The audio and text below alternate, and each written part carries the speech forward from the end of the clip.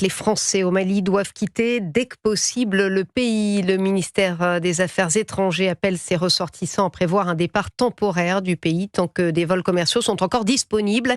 Depuis plusieurs semaines, le contexte sécuritaire se dégrade au Mali et autour de la capitale, particulièrement Bamako, comme l'explique Antoine Glaser, journaliste spécialiste de l'Afrique.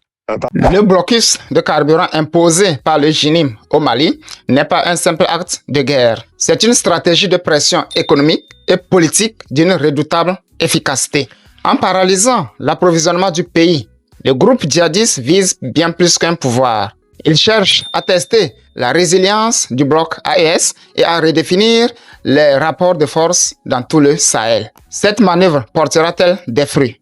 Aujourd'hui, nous allons faire un zoom sur un phénomène qui pourrait changer la donne au Mali. Comme vous le savez, depuis début septembre 2025, le groupe djihadiste affilié à Al-Qaïda a imposé un blocus de carburant visant à paralyser la capitale Bamako et fragiliser l'État malien. D'ailleurs, j'ai précédemment fait une vidéo sur ce blocus. Dans cette nouvelle vidéo, nous irons un peu plus en détail afin de retracer ce qu'il se passe exactement, c'est-à-dire les acteurs de ce blocus, les voies de ravitaillement, la mécanique du blocus. Analyser les enjeux pour le Mali, notamment les enjeux politiques, socio-économiques et sécuritaires. Examiner les conditions de contagion, c'est-à-dire comprendre si cette tactique peut être reproduite dans d'autres pays sahéliens et dans quel cas. Explorer les scénarios possibles et les signaux d'alerte. Comprendre les raisons pour lesquelles le Mali a été attaqué en premier. Installez-vous confortablement parce que ça va aller très vite. Le JNIM est une coalition djihadiste sahélienne affiliée à Al-Qaïda, formée en 2017 à partir de plusieurs groupes actifs au Mali et dans la région. Elle dispose d'une présence historique dans le nord et le centre du Mali, mais depuis 2024 et 2025, elle a étendu ses opérations vers l'ouest et vers des axes plus proches de Bamako. Ses objectifs déclarés ou analysés sont entre autres d'affaiblir l'État malien, s'imposer comme acteur de pouvoir et éventuellement négocier une influence politique ou territoriale.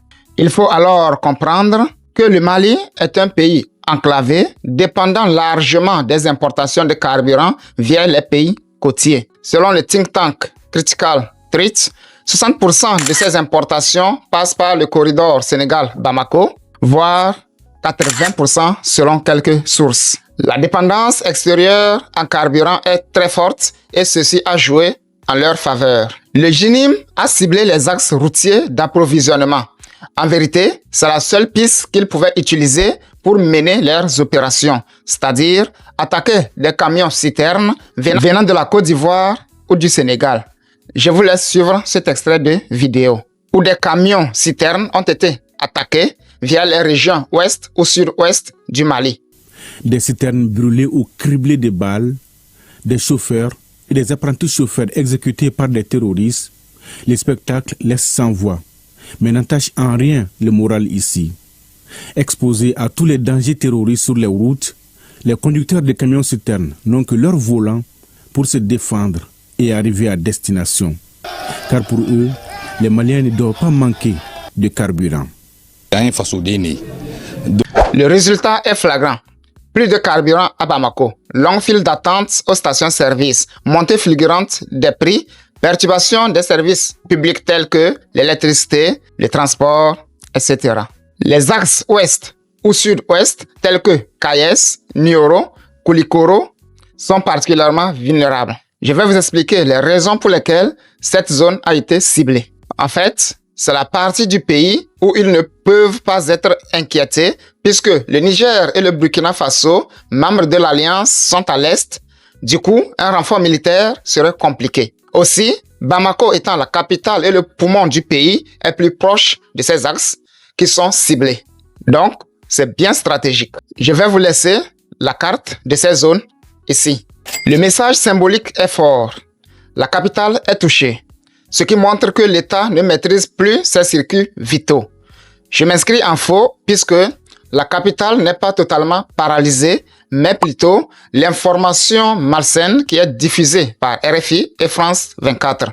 D'ailleurs, ce 13 novembre 2025, la haute autorité de la communication a retiré TF1 et LCI des bouquets de tous les distributeurs de services de radiodiffusion sonore ou télévisuelle jusqu'à nouvel ordre. La vie économique du pays a repris petit à petit, comme en témoigne cette vidéo. Bamako, c'est lundi 10 novembre 2025. La capitale malienne, dans toute sa splendeur, vit, respire et vit à l'image de toutes les grandes villes du monde. Ça grouille dans la circulation avec des bouchons par endroits, des élèves et étudiants qui ont repris les chemins de l'école, les commerces et les marchés bien animés, les salles de conférences et des spectacles ne désemplissent pas. Bref, Bamako respire à plein poumon. N'en déplaise aux détracteurs qui font croire que le ciel tombe sur la capitale malienne depuis un certain temps. Les communiqués des pays occidentaux invitant leurs ressortissants à quitter le Mali restent sans effet. C'est une cabale qui est lancée par de nombreux médias occidentaux pour discréditer notre pays. De la propagande pure et dure, et souvent avec la complicité de certains apatrides à la merci de l'ennemi. Également, l'ambassade des États-Unis qui avait préalablement lancé un cri d'alerte à ses citoyens de quitter le Mali vient de rouvrir ses portes, marquant la reprise normale des activités diplomatiques et administratives. Le défi auquel fait face le gouvernement malien est énorme. En effet, le gouvernement malien, dirigé par le général d'armée Assimi Goïta, est placé sous forte pression. La difficulté à assurer l'approvisionnement sape sa légitimité. Cette allégation n'est pas juste, puisque ces attaques n'ont pas commencé avec le pouvoir militaire, mais bien avant eux. Donc, la remise en question de la légitimité du pouvoir d'Assimi Goïta n'est pas fondée. C'est ce que je pense. Le JNIM semble viser une crise politique ou un changement de régime en instaurant la défiance populaire. Reuters évoque la possibilité d'un nouveau coup d'État ou d'une déstabilisation, ce qui n'arrivera jamais car le peuple malien a compris le jeu. Mais le blocus place l'État dans un dilemme. Combattre par la force, ce qui coûte très cher et mobilise beaucoup de ressources, ou envisager une négociation, ce qui peut légitimer le groupe opposé. Que pensez-vous de ce dilemme qui est posé? L'État doit-il continuer la lutte ou doit-il négocier? Vos avis dans les commentaires. L'autre défi auquel il fait face est la pénurie de carburant, qui est une ressource stratégique utilisée pour le transport, l'agriculture, l'électricité et l'industrie, etc. Cette pénurie freine l'ensemble de l'économie malienne et de la sous-région. Les entreprises, les écoles, les hôpitaux perdent en régularité de fonctionnement. Le transport des marchandises devient plus risqué ou coûteux. Le secteur minier déjà important au Mali peut être perturbé via les circuits logistiques. Le fait que le JNIM puisse interdire ou menacer les axes d'approvisionnement montre qu'elle dispose d'une logistique et d'une capacité d'interdiction avancée, non seulement d'attaques classiques, comme on le pense. Mais une question fondamentale se pose ici. Où trouve-t-il tout cet arsenal de guerre? Qui les finance selon vous? J'ai hâte de vous lire dans les commentaires. L'armée malienne et ses partenaires, y compris les mercenaires russes ou autres, sont obligés de consacrer davantage de moyens à la protection des convois, ce qui peut affaiblir les opérations principales. L'effet dissuasif pour les transporteurs est réel. Certains suspendent leur livraison, mais grâce au courage d'autres conducteurs, des convois de camions citernes parviennent à atteindre Bamako et les chauffeurs se disent prêts à risquer leur vie pour ravitailler la capitale. Écoutez ce témoignage. Donc, n'a fɔra nin ko kama an y'an ba mɔbili bolili ma o ko wɛrɛ de n'o kɛra jamanadenw bɛ sɛgɛn. Donc jamana kanu min bɛ chauffeur la bi o de an bila ta ka segin na i b'a sɔrɔ convoi dɔw la dɔw bɛ to a la dɔw bɛ minɛ mais fasoko de don. An ye fasodenw ye comme tɔw ye ɲɛma mais min bɛ anw kan bi hali ni tɛ chauffeur ye bɛɛ kan ka bɔ a kalama. O ye fasoko de ye. An bɛɛ ka kan faso jɔli la. An kɔni an mako bɛ an faso la yɛrɛ yɛrɛ de. Awɔ hali n'an ni bɛ tɔɔrɔ dɔw ni bɛ ka tɔɔrɔ o caman tora la mais a bɛ kɛ cogo di? An bɛna an faso to yan. Jamana wɛrɛ t'an bolo Mali kɔ. Mali y'an faso le. An bɛ fɛn fɛn kɛ taji ka malidenw sɔrɔ an b'o ɲɛɲini n'Ala sɔnna. Inchallah. Aujourd'hui, la motivation et la détermination des conducteurs de camions citernes sont plus grandes avec l'escorte des FAMA qui assurent leur protection sur les trajets. Une escorte peut regrouper jusqu'à plusieurs centaines de citernes sur des parcours très périlleux souvent. Et ce sont les chauffeurs qui demeurent les premières cibles avec leurs produits, malgré les escortes.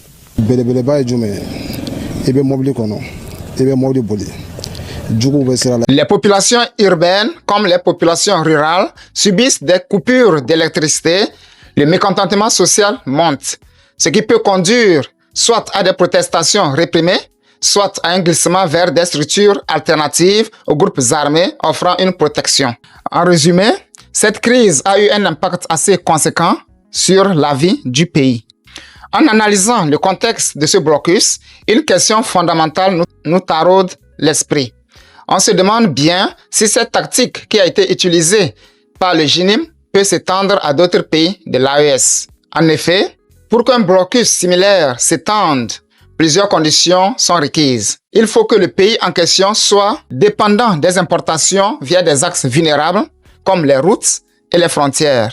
Une présence ou une capacité d'interdiction d'un groupe armé sur ces axes, un gouvernement relativement affaibli ou manquant de contrôle sur les circuits logistiques, une configuration géographique ou infrastructurelle mal organisée, par exemple un enclavement ou peu de diversification de routes. Les deux autres pays de l'Alliance présentent à la fois des faiblesses et des forces. Le Burkina Faso, déjà fortement touché par le JNIM et ses affiliés tels que le groupe Ansarul Islam, créé en 2016, et les Katiba. Le Niger également, bien que moins enclavé que le Mali, a des routes de ravitaillement fragiles. D'autres pays côtiers, mais dépendants d'axes vers l'intérieur sahélien, pourraient être ciblés. C'est vrai que le Burkina Faso fait face à des menaces. Cependant, militairement, il est actuellement le pays le plus armé en hommes et en force locale au sein de l'AES. Je pense que cette capacité militaire et logistique peut constituer une impasse pour le JNIM et ses affiliés. Il faut noter ici que tous les pays ne sont pas aussi enclavés ou dépendants que le Mali. Une diversification des approvisionnements par voie maritime, ferroviaire ou via d'autres pays peut réduire la vulnérabilité. La sécurisation des axes par des escortes et la technologie de surveillance peuvent atténuer l'effet du blocus également. Les réactions régionales ou internationales peuvent contrer un tel blocus, mais je me pose la question de l'efficacité de nos organisations régionales ou internationales. D'ailleurs, l'Union africaine appelle à une action internationale pour aider le Mali. Face à l'intensification de la menace terroriste au Mali, l'Union africaine appelle à un renforcement de la coopération entre les États confrontés à ces assauts. Le président de la Commission de l'Union africaine alerte sur la situation préoccupante. L'Union africaine appelle à une action internationale urgente au Mali face à la crise sécuritaire. L'organisation plaide pour un renforcement de la coopération, un partage de renseignements et un soutien technique et financier aux États confrontés aux assauts terroristes. Dans un communiqué publié dimanche, Mahmoud Ali Youssouf, président de la Commission de l'Union africaine, s'insurge contre les attaques terroristes qui perturbent les approvisionnements en carburant et biens de première nécessité au Mali. Selon lui, il s'agit ni plus ni moins d'une volonté délibérée d'asphyxier des populations qui subissent déjà les affres d'une crise humanitaire de longue durée. Outre le Mali, l'UA se dit disponible à accompagner l'ensemble des pays du Sahel dans la lutte contre les groupes armés en apportant l'appui nécessaire à leurs efforts en faveur de la paix et de la stabilité. Pensez-vous que l'Union africaine devrait-elle intervenir au Mali? Le Mali montre un modèle de ce que peut être une guerre économique ou logistique par un groupe armé. Le rapport de Critical Threat évoque un ripple effect vers les pays voisins, c'est-à-dire une action ou un événement qui crée des conséquences qui se propagent progressivement autour. Si ce modèle réussit en termes de pression sur l'État malien, il pourrait servir d'inspiration ou de cas d'étude pour d'autres groupes dans la région. C'est là que tous les États africains devraient s'unir autour du bloc AES afin de combattre ces groupes qui sèment la terreur et la désolation pour éviter d'office cet effet domino. Mais chaque État se dit préoccupé par ses affaires internes jusqu'à ce que ces gens viennent à ses portes. Et pour être pragmatique, presque tous les pays entourant l'AES ont une fois été touchés par les attaques de ce genre. C'est le cas du Togo, du Bénin, de la Côte d'Ivoire, etc. En tout état de cause, si le blocus est levé ou atténué, l'État ou ses partenaires parviendront à rouvrir les axes, à sécuriser les convois ou à acheminer du carburant autrement. Néanmoins, les effets économiques et sociaux restent forts, mais la crise est amortie. Cependant, la légitimité de l'État reste affaiblie. Au contraire, si le blocus dure ou persiste, la pénurie s'accentue, l'économie ralentit davantage, les services publics tels que l'électricité, le transport, la santé se dégradent de plus en plus. Le mécontentement social monte. L'État est davantage fragilisé, ce qui peut donner de l'espace aux JNIM pour négocier ou s'imposer localement. Et l'AES n'a aucun intérêt à en arriver là. Le risque de transfert de contrôle vers des groupes armés augmente. À ce niveau, la contagion vers d'autres pays est inévitable si le modèle de blocus implémenté au Mali se révèle efficace, car d'autres groupes armés pourraient être tentés d'utiliser la même tactique dans un pays voisin. Cela pourrait déclencher une crise régionale. Pour être proactifs, les États africains doivent régulièrement être informés du nombre d'attaques ou d'embûches sur les camions-citernes ou les convois de carburant dans les régions frontalières. Également, ils doivent être informés de la durée des files d'attente dans les stations-service et la fréquence des pénuries de carburant. Ils doivent être aussi informés des coupures d'électricité ou les alertes des services publics tels que les hôpitaux ou les écoles. Des appels à la mobilisation ou des consignes des partenaires étrangers tels les évacuations d'ambassades de certains pays comme les États-Unis d'Amérique et la France. Pendant cette crise, l'ambassade française a demandé à ses ressortissants de quitter le pays. Europe 1, 19h05, les Français au Mali doivent quitter dès que possible le pays. Le ministère des Affaires étrangères appelle ses ressortissants à prévoir un départ temporaire du pays tant que des vols commerciaux sont encore disponibles. Depuis plusieurs semaines, le contexte sécuritaire se dégrade au Mali et autour de la capitale, particulièrement Bamako, comme l'explique Antoine Glaser, journaliste spécialiste de l'Afrique. À partir du moment où vous avez des djihadistes qui sont rapprochés dans la capitale, c'est la première fois quand même qu'ils soient descendus aussi bas. En plus, on voit qu'ils ont une vraie stratégie. Tous ces éléments permettront de réagir au bon moment pour une meilleure gestion de ce genre de crise. Pour ce faire, les États doivent mettre en place des cellules chargées de la collecte d'informations. Pour les États concernés, le message est clair. Sécuriser les axes d'approvisionnement vitaux, diversifier les sources, anticiper les blocages logistiques, surveiller les groupes armés au-dessus du simple assaut militaire. Si vous avez aimé cette vidéo, pensez à liker, vous abonner, à activer la cloche pour ne rien manquer et dites-moi en commentaire ce que vous pensez. Merci d'avoir regardé la vidéo. À la prochaine.